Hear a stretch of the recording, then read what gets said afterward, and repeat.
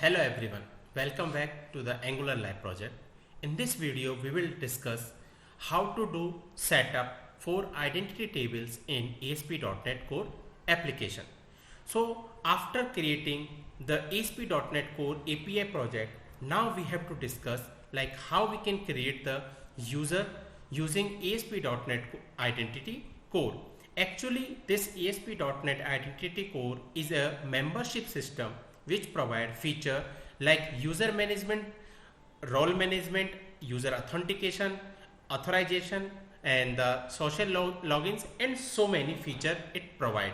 So in this video we will see how to utilize all those identity core to implement the user. So for that, what we have to do, we have to create a one DB context class, and that DB context class will be inherited from identity context. So for that, like what we have to do, first of all we have to install some NuGet package managers, and those are like which is like Microsoft.ASP.NET Core.identity.entity framework core, and then we have to install Microsoft.entity framework core, and then we have to install Microsoft.ASP.NET Core identity. So these are the some packages that we need to install for doing the setup of identity tables. So let's go back to the Visual Studio, and in this Visual Studio, for installing those package manager, so you have to right click on this project, and once you will right click on this project,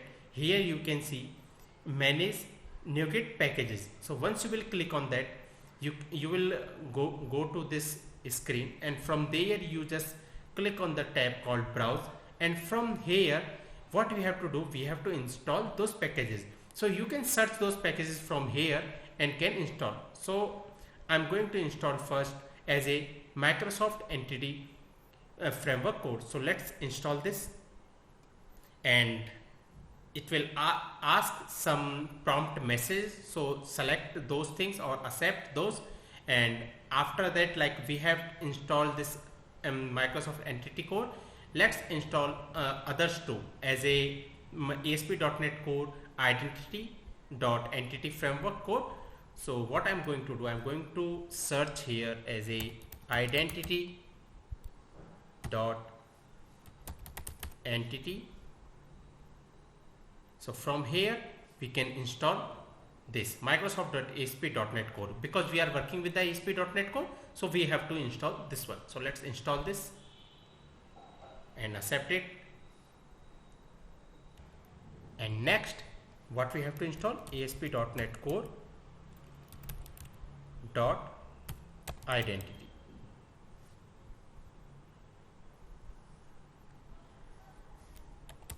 So just select from here, and then what we have to do, we have to install that one.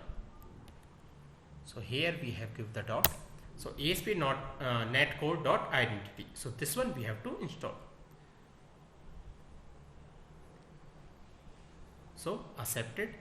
So we have now installed the like required packages. So all those packages we can see under this dependency and under this packages. So we can see all these three packages installed here. Now next, what we have to do, we have to add a one folder here.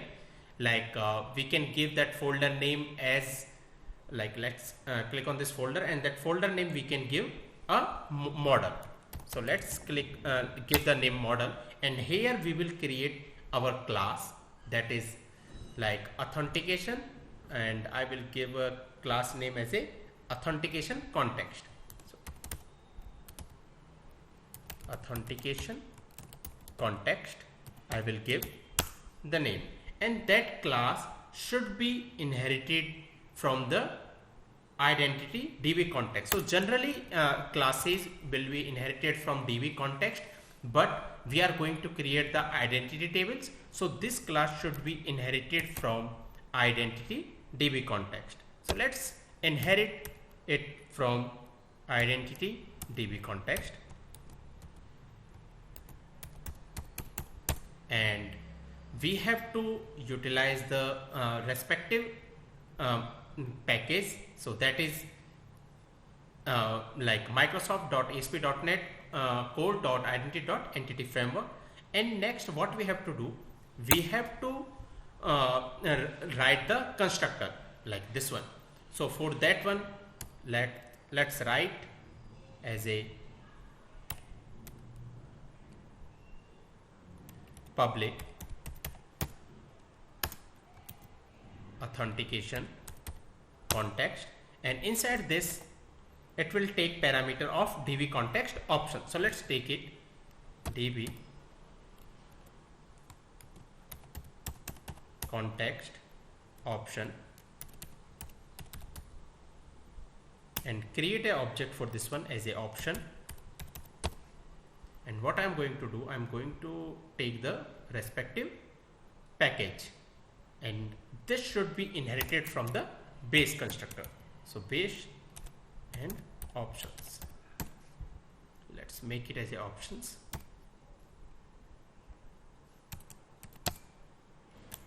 So this is the first step. Like what we have done, we have created our authentication context, and that should be inherited from the identity db context. Now next, after doing this one, next what we have to do, we have to go to the startup.cs class and we have to inject it, and using the dependency injection, we have to inject this authentication context inside the startup class and under this configure method. So let's under this configure service method. So let's inject that authentication context class. So after this one, let's write services dot add db context,